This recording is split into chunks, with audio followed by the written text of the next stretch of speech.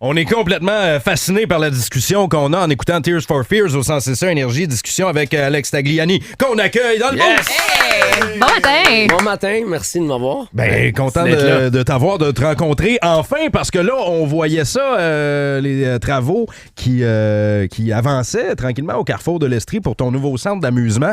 Et ben là, l'ouverture s'en vient. Là. Ouais. C'est pas mal aujourd'hui. Ben, c'est ce matin. Écoute, il y a eu beaucoup de travail. Notre gérant des opérations, Jean-Philippe Ménard, a fait un travail absolument fantastique. Mais pour vous faire l'histoire là, de ce centre d'amusement-là... Comment tu te lances, Alex Tagliani, dans le centre de cinéma 4D et de réalité virtuelle? Moi, ça fait 20 ans là, que j'ai un rêve d'avoir un centre de karting intérieur, centre d'amusement avec multi-activités pour les familles, ainsi de suite. Et là, comme vous allez voir à l'intérieur du centre, ben là, on a mis quelques photos de ce qui s'en vient dans la région de Montréal. C'est un centre de karting ou un centre d'amusement avec une piste de kart sur 3 niveaux.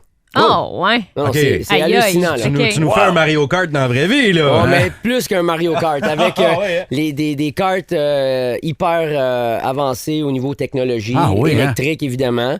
On est parti de ça, puis là, on est en train de préparer ça pour l'ouverture automne 2020. OK.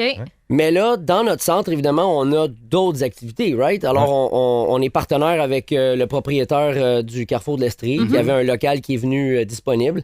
Puis là, on a tous tellement hâte d'ouvrir le centre qu'on voulait déjà être en action. Ouais. Puis là, on a des machines qui étaient déjà prêtes dans le monde de la réalité virtuelle puis de l'amusement.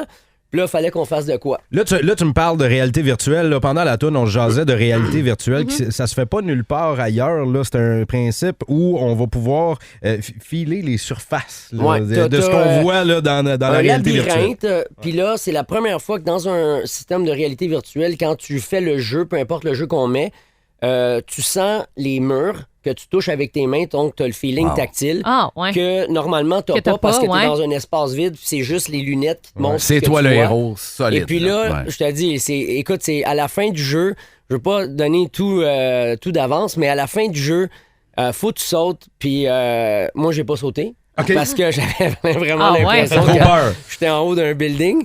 Et le cinéma 4D qu'on a, c'est une ride avec 8 personnes. Okay. Tu as des lunettes 3D.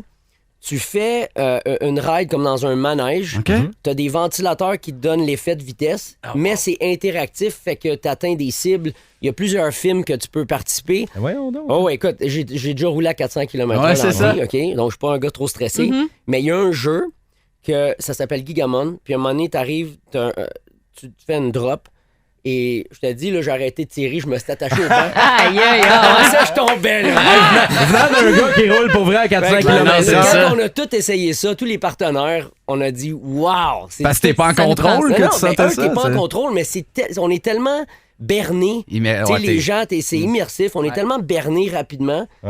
J'ai dit, wow, c'est fou cette histoire-là. Et ça s'adresse à qui? Qui va là? Quelqu'un nous a demandé via 6-12-12. Les... Ma fille de 7 ans, est-ce qu'elle peut y aller? Ben, écoute, si ça va par grandeur, mais si elle est trop petite pour faire, on a un autre petit ride pour les parents puis les jeunes, les plus jeunes, qui s'appelle Typhoon.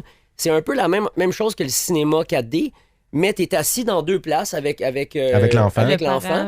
Et c'est pas interactif. Donc, tu tires pas sur des cibles, mais t'as une ride. Écoute, je te dis, c'est comme une petite piste là, Hot Wheels. Je l'ai faite avec ma fille, elle était sur moi.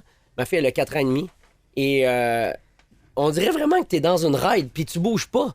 Puis tu penses que tu vas vite parce qu'il y a des fans. C'est fou. Qu'est-ce qui est plus thrillant, ta carrière de courseur ou ce thrill-là que tu es en train de vivre d'entrepreneur à ouvrir ça ici en Estrie à Montréal? Ce qui est le fun, c'est que tu vois la voiture de course est devant le magasin. Ouais, c'est ça. Je vais signer des autographes pour les gens. Je vis un peu ma passion de course, de continuer à rencontrer les amateurs. Je vais commencer ma saison de course au mois de mai encore en NASCAR. Et peut-être, on a d'autres bonnes nouvelles pour les gens de Sherbrooke. On va peut-être faire un dévoilement d'ici la fin janvier, encore ici à Sherbrooke. Alors, rester connecté avec la course, puis être ici, puis lancer un centre, c'est quand même le fun. Ben oui. Là, le centre ouvre officiellement, on l'a dit tantôt ce matin. Alex, tu vas être là aujourd'hui et demain pour signer des autographes. Ceux qui veulent voir la IndyCar aussi, elle est depuis hier soir, en fait, au Carrefour. C'est en face de la foire alimentaire. L'ancien Ardenne. Exactement. Alex. Puis aussi, on a des prix à donner durant la journée, durant les 2 prochains jours.